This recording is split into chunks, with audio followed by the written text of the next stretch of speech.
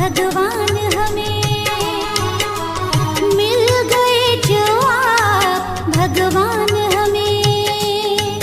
खुशियों से भरा जहान मिला है, पाँव नहीं अब धरती पर, उड़ने को खुला आसमान मिला। मिल गए जो आप भगवान हमें, मिल गए जो आप भगवान हमें।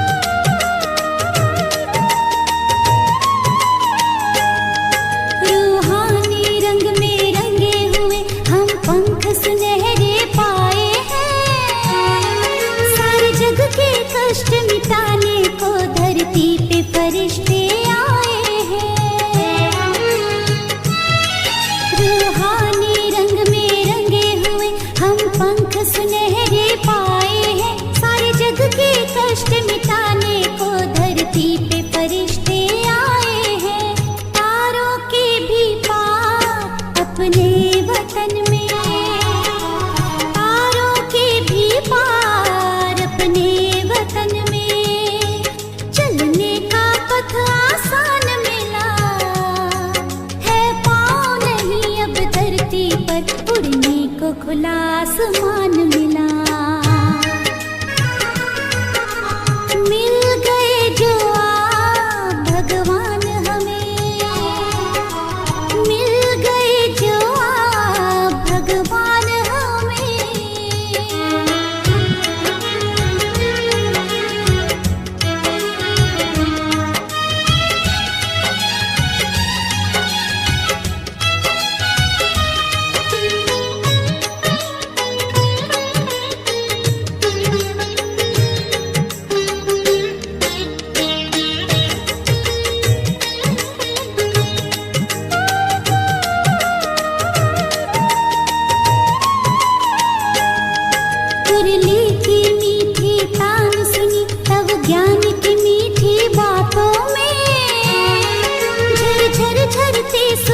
झरने प्रभु याद के इन बरसातों में,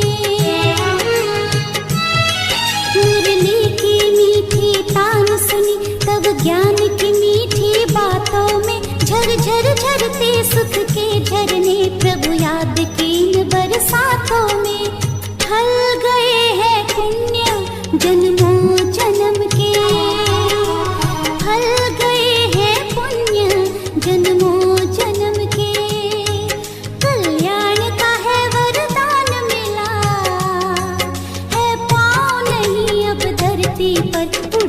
को खुला आसमान मिला।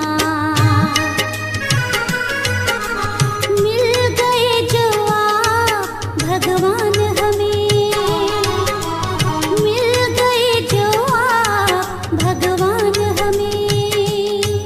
खुशियों से भरा जहान मिला है, पाँव नहीं अब धरती पर, उड़ने को खुला आसमान मिला।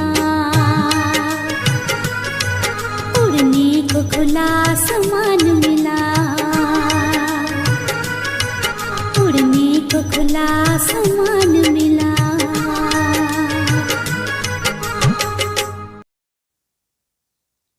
ओम शांति। 25 अक्टूबर 2023। बाप दादा के मधुर महावाक्य।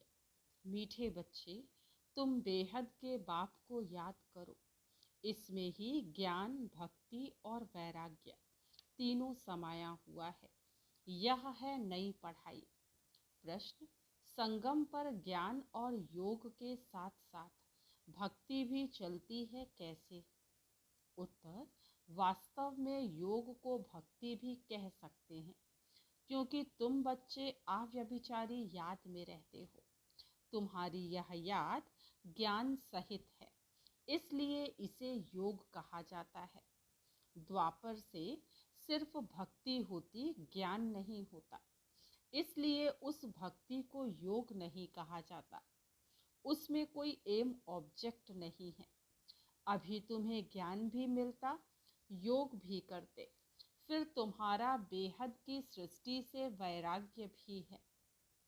गीत किसने या किसी ने अपना बना के मुझको मुस्कुराना सिखा दिया। ओम शांति।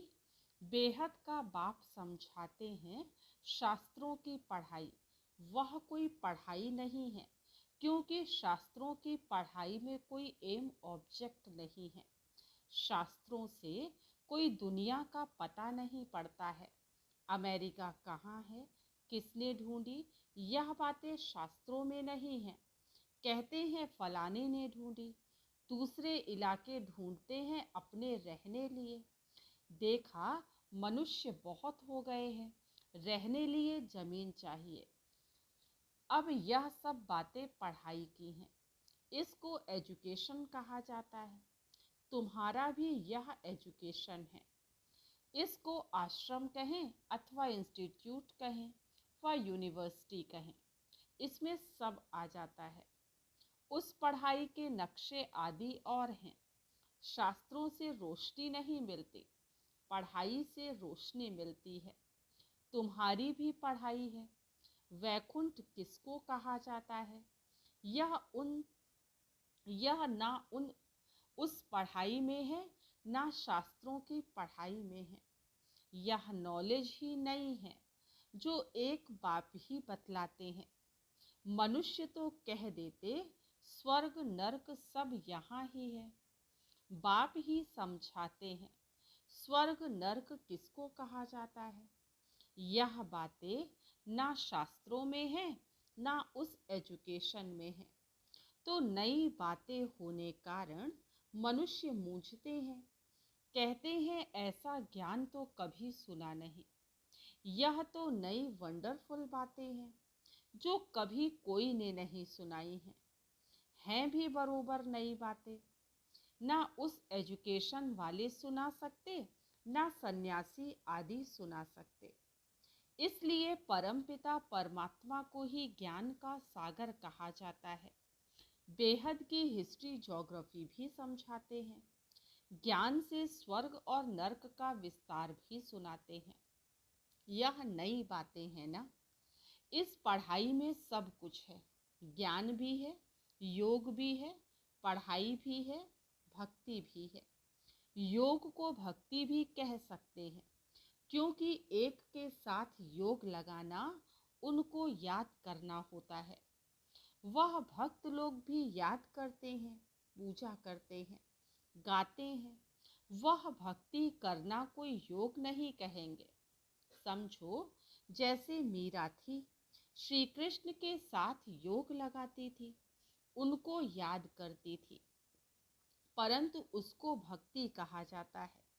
उनकी बुद्धि में कोई एम ऑब्जेक्ट नहीं है। इसको ज्ञान भी कहते, भक्ति भी कहते। योग लगाते हैं, एक को याद करते हैं।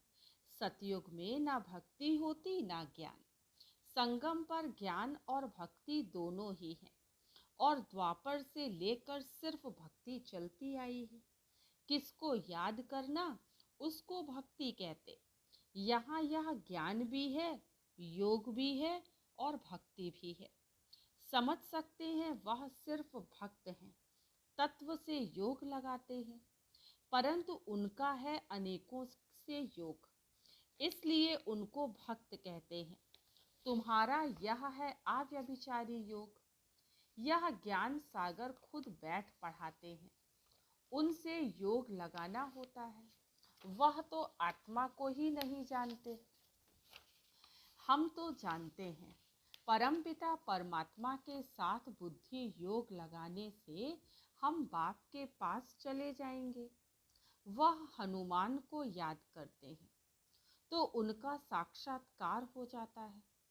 उनको व्यभिचारी कहा जाता।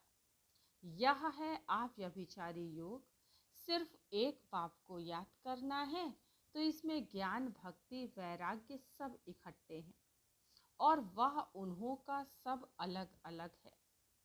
भक्ति अलग, ज्ञान भी सिर्फ शास्त्रों का है, वैराग्य भी हद का है। यहाँ बेहद की बात है। हम बेहद के बाप को जानते हैं, इसलिए उनको याद करते हैं। वह भल शिव को याद करते, परंतु विकर्म विनाश नहीं होंगे, क्योंकि वह ऑक्यूपेशन को नहीं जानते।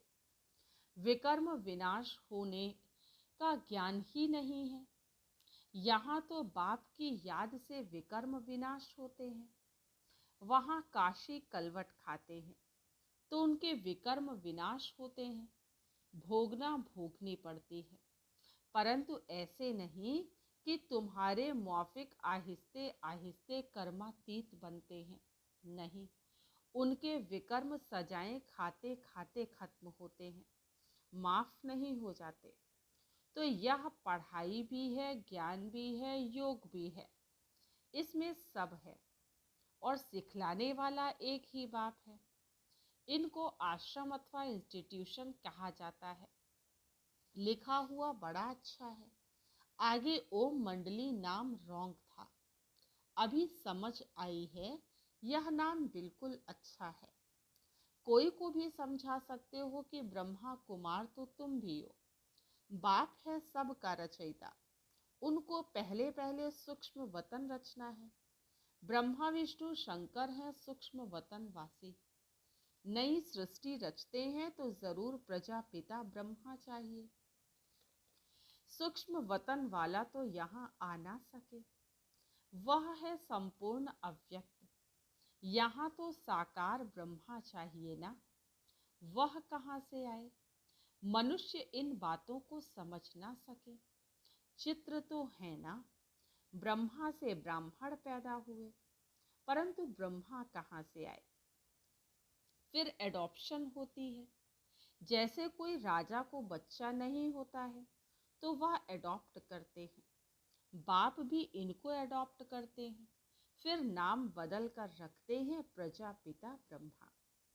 वह ऊपर वाला तो नीचे आ ना सके, नीचे वाले को ऊपर जाना है। वह है अव्यक्त, यह है व्यक्त। तो इस रहस्य को भी अच्छी रीति समझना है, क्योंकि सबका प्रश्न उठता है। कहते हैं दादा को कभी ब्रह्मा, कभी भगवान, कभी कृष्ण कहते हैं। अब इनको भगवान तो कहा नहीं जाता, बाकी ब्रह्मा और श्री कृष्ण को तो कह सकते हैं, क्योंकि श्री कृष्ण सुंदर से श्याम बनता है। तो जब रात है तब कहेंगे ब्रह्मा, जब दिन है तब कहेंगे श्री कृष्ण। श्री कृष्ण की आत्मा का अभी यह अंतिम जन्म है, और यह श्री कृष्ण है आदि का जन्म। यह क्लियर कर लिखना पड़े। 84 जन्म राधे कृष्ण के व लक्ष्मी नारायण के बताने पड़े। यहाँ फिर उनको एडॉप्ट करते हैं तो ब्रह्मा का दिन और ब्रह्मा की रात हो जाती है। वही फिर लक्ष्मी नारायण का दिन और रात। उनकी वंशावली का भी ऐसे हुआ। तुम अब ब्राह्मण कुल के हो, फिर देवता कुल के बनेंगे, तो ब्रह्मा कुमार कुमारियों का भी दिन और रात हुआ ना। ये बड़ी समझने की बातें हैं। चित्रों में भी क्लियर है, नीचे तपस्या कर रहे हैं, अंतिम जन्म है। ब्रह्मा आए कहाँ से, किससे पैदा हो? तो ब्रह्मा को एडॉप्ट करते हैं। जैसे राजा एडॉप्ट करते हैं, फिर उनको राजकुमार कहते हैं, ट्रांसफर कर देते हैं, प्रिंस ऑफ फलाना। पहले तो प्रिंस नहीं था, राजा ने एडॉप्ट किया तो नाम डाला प्रिंस। यह रस्म रिवाज चलती आई है। बच्चों को यह बुद्धि में आना चाहिए। दुनिया नहीं जानती कि बाप कैसे पुरानी दुनिया का विनाश और नई दुनिया की स्थापना करते हैं। यह रोशनी तुम बच्चों को है, तुम्हारे में भी नंबरवार है। आगे चलकर छोटी छोटी बच्चियां भी बहुत तीखी होती जाएंगी, क्योंकि कुमारियां हैं। लिखा हुआ भी है कि कुमारियों द्वारा बाण मरवाए। कुमारियों का चमत्कार नंबर 1 में गाया है। मम्मा भी कुमारी है, सबसे तीखी गई। कहा जाता है डॉटर सोज मदर, मदर तो नहीं बैठ कोई से बात करेगी। यह माँ तो हो गई गुप्त, वह मम्मा है प्रत्यक्ष। तो तुम शक्तियों अथवा बच्चों का काम है माँ का शो करना। बहुत अच्छी अच्छी बच्चियां भी हैं जिनका पुरुषार्थ अच्छा चलता है। कौरव संप्रदाय में भी किन्हों के मुख्य नाम है ना, जो महारथी हैं। यहाँ भी महारथियों के नाम हैं। सबसे बड़ा है शिव बाबा, ऊंचे ते ऊंच भगवान, उनका ऊंचा ठाव है। वास्तव में ठाव रहने का स्थान तो हम आत्माओं का भी ऊंच है। मनुष्य तो सिर्फ महिमा करते रहते, जानते कुछ भी नहीं। हम आत्माएं भी वहाँ की रहने वाली हैं, परंतु हमको जन्म मरण के चक्कर में आकर पार्ट बजाना है। वह जन्म मरण में नहीं आते, पार्ट उनका भी है, परंतु कैसे है यह भी तुम जानते हो। अभी तुम बच्चे समझते हो यह शिव बाबा का रथ है। अश्व अथवा घोड़ा भी है, बाकी वह घोड़ा गाड़ी नहीं है। यह भी जो भूले हुए हैं, यह ड्रामा में नूंद है। आधा कल्प भी भूल में भटकते भटकते एकदम भटक जाते हैं। अभी रोशनी मिली है तो बहुत खबरदार हो पड़े हैं। जानते हैं यह पुरानी दुनिया खत्म होनी है, हमको नष्टो मोहा बनना है। कमल फूल समान गृहस्थ व्यवहार में रहते नष्टो मोहा बनने का पुरुषार्थ करना है। तोड़ तो सबसे निभाना है, साथ भी रहना है। यह भट्टी भी बननी थी, जैसे कल्प पहले बनी थी। अभी तो कहते हैं गृहस्थ व्यवहार में रह मेहनत करनी है। यहाँ घर बार छोड़ने की बात ही नहीं। हम तो घर में बैठे हैं ना, कितने बच्चे हैं, लौकिक भी थे ना, थोड़ा कुछ भी नहीं छोड़ा, तो कुछ भी नहीं। सन्यासी तो जंगल में चले जाते हैं, हम तो शहर में बैठे हैं, तो उनसे तोड़ निभाना है। बाप की रचना है, बाप कमाकर बच्चे को वर्षा देते हैं। पहले तो वर्षा देते हैं काम विकार का, फिर उनसे छुड़ाकर निर्विकारी बनाना बाप का ही काम है। ऐसे भी होते हैं, कहाँ बच्चे माँ बाप को ज्ञान देते हैं, कहाँ बाप बच्चों को ज्ञान देते हैं। ये है ही राजयोग, वह है हठ योग। आत्मा को नॉलेज मिलती है परमात्मा से। मैं ब्रह्मा राजाओं का राजा था, अब रंक बना हूँ, रंक से राव गाया हुआ है। बच्चे जानते हैं हम जो सूर्यवंशी थे अभी शूद्रवंशी बने हैं। यह भी समझाना पड़ता है नर्क और स्वर्ग अलग है। मनुष्य ये नहीं जानते। तुम्हारे में भी कितने बच्चे कुछ नहीं जानते, क्योंकि तकदीर में नहीं है। तो पुरुषार्थ क्या करेंगे जिनकी तकदीर में कुछ नहीं है? किनकी तकदीर में सब कुछ है। तकदीर पुरुषार्थ कराती है, तकदीर नहीं है तो पुरुषार्थ क्या करेंगे। एक ही स्कूल है, चलता रहता है। कोई बच्चे आधा में गिर पड़ते, कोई चलते चलते मर पड़ते। जन्म लेना और मरना बहुत होता है। यह नॉलेज कितनी वंडरफुल है। नॉलेज तो बहुत सहज है, बाकी कर्मातीत अवस्था को पाना, इसमें ही सारी मेहनत है। जब विकर्म विनाश हो तब तो उड़ सके। ध्यान से ज्ञान श्रेष्ठ है। ध्यान में माया के विघ्न बहुत पड़ते हैं, इसलिए ध्यान से ज्ञान अच्छा है। ऐसे नहीं कि योग से ज्ञान अच्छा है। ध्यान के लिए कहा जाता है। ध्यान में जाने वाले भी आज हैं नहीं। योग में तो कमाई होती है, विकर्म विनाश होते हैं। ध्यान में कोई कमाई नहीं है, योग और ज्ञान में कमाई है। ज्ञान और योग बिगर हेल्दी वेल्दी बन नहीं सकते। वह फिर घूमने फिरने की एक आदत पड़ जाती है, यह भी ठीक नहीं। ध्यान नुकसान बहुत करता है। ज्ञान भी है सेकंड का, योग कोई सेकंड का नहीं है। जहाँ जीना है वहाँ योग लगाते रहना है।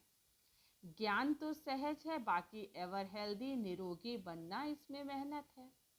सवेरे उठकर याद में बैठने में भी बहुत विघ्न पड़ते हैं। पॉइंट्स निकालते हैं तो भी बुद्धि कहाँ की कहाँ चली जाती है। सबसे जास्ती तूफान तो पहले नंबर वालों को आएंगे ना। शिव बाबा को तो नहीं आ सकते। बाबा हमेशा समझाते हैं तूफान तो बहुत आएंगे। जितना याद में रहने की कोशिश करेंगे उतना तूफान बहुत आएंगे। उनसे डरना नहीं है, याद में रहना है, स्थिर होना है। तूफान कोई हिला ना सके। यह अंत की अवस्था है, यह है रूहानी रेस। शिव बाबा को याद करते रहो। यह भी समझने की और धारण करने की बातें हैं। धन दान नहीं करेंगे तो धारणा नहीं होगी। पुरुषार्थ करना चाहिए। 2 बाप की पॉइंट्स किसको समझाना बहुत इजी है। यह भी तुम ही जानते हो। बाप 21 जन्मों का वर्षा देते हैं। तुम कहेंगे इन लक्ष्मी नारायण को बाप से 21 जन्मों का वर्षा मिला है। बाप ने उनको राजयोग सिखलाया और कोई मुख से कह ना सके कि उन्हें भगवान ने ये वर्षा दिया है। दुनिया में कोई किस बात पे, कोई किस बात में खुश रहते।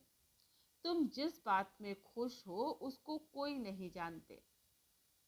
मनुष्य तो अल्पकाल क्षण भंगुर के लिए खुशी मनाते हैं। तुम हो सच्चे ब्राह्मण कुलभूषण जो योगी और ज्ञानी हो। तुम्हारे इस अति इंद्रिय सुख की खुशी को और कोई जान नहीं सकते। वह तो क्या क्या माथा मारते रहते।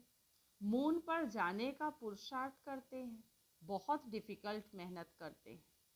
उन सब की मेहनत बर्बाद हो जानी है। तुम बिना कोई तकलीफ के ऐसी जगह जाने का पुरुषार्थ करते हो जहां और कोई जा ना सके। एकदम ऊंच से ऊंच परम धाम में जाते हो। अच्छा, मीठे मीठे सिकील दे बच्चों प्रति माता पिता बाप दादा का याद प्यार और गुड मॉर्निंग। रूहानी बाप की रूहानी बच्चों को नमस्ते। हम रूहानी बच्चों की रूहानी बाप दादा को याद प्यार, गुड मॉर्निंग और नमस्ते। आज की मुरली से धारणा के लिए मुख्य सार। फर्स्ट पॉइंट है, गृहस्थ व्यवहार में रहते नष्टो मोहा भी बनना है, साथ साथ सबसे तोड़ निभाते कमल फूल समान रहना है। सेकंड पॉइंट, धारणा करने के लिए ज्ञान धन का दान जरूर करना है। ज्ञान और योग से अपनी कमाई जमा करनी है, बाकी ध्यान दीदार की आश नहीं रखनी है। वरदान है, संतुष्टता के सर्टिफिकेट द्वारा भविष्य राज्य भाग्य का तख्त प्राप्त करने वाले संतुष्ट मूर्ति भव। संतुष्टता के सर्टिफिकेट द्वारा भविष्य राज्य भाग्य का तख्त प्राप्त करने वाले संतुष्ट मूर्ति भव। संतुष्ट रहना है और सर्व को संतुष्ट करना है। यह स्लोगन सदा आपके मस्तक रूपी बोर्ड पर लिखा हुआ हो, क्योंकि इसी सर्टिफिकेट वाले भविष्य में राज्य भाग्य का सर्टिफिकेट लेंगे। तो रोज अमृत वेले इस स्लोगन को स्मृति में लाओ। जैसे बोर्ड पर स्लोगन लिखते हो, ऐसे सदा अपने मस्तक के बोर्ड पर यह स्लोगन दौड़ाओ, तो सभी संतुष्ट मूर्तियां हो जाएंगे। जो संतुष्ट हैं वह सदा प्रसन्न है। स्लोगन, आपस में स्नेह और संतुष्टता संपन्न व्यवहार करने वाले ही सफलता मूर्त बनते हैं। आपस में स्नेह और संतुष्टता संपन्न व्यवहार करने वाले ही सफलता मूर्त बनते हैं।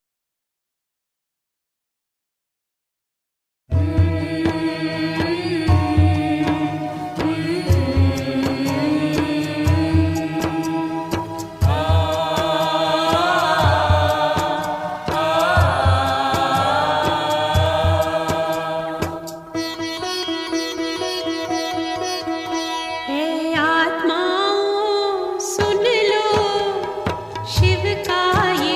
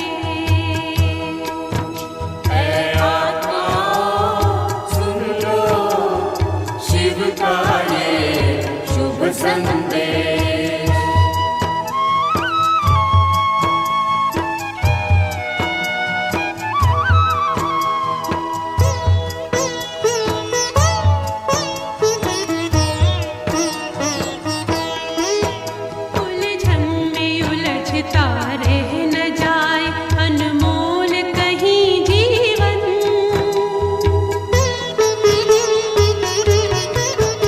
उलझन में उलझता रह न जाए अनमोल कहीं जीवन। आखिर में मिले तुझको न कहीं खाली अपना दामन। वरदान का अमृत पान करो, वरदान का अमृत पान करो, पाना न रहे कुछ शेष। ऐ आत्माओं सुन लो शिव का ये शुभ संदेश। ऐ आत्माओं सुन लो शिव का ये शुभ संदेश।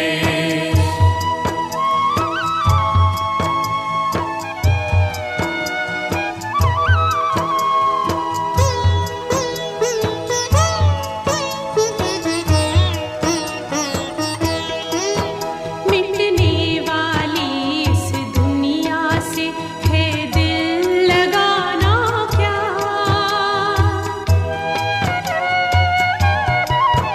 मिटने वाली इस दुनिया से है दिल लगाना क्या।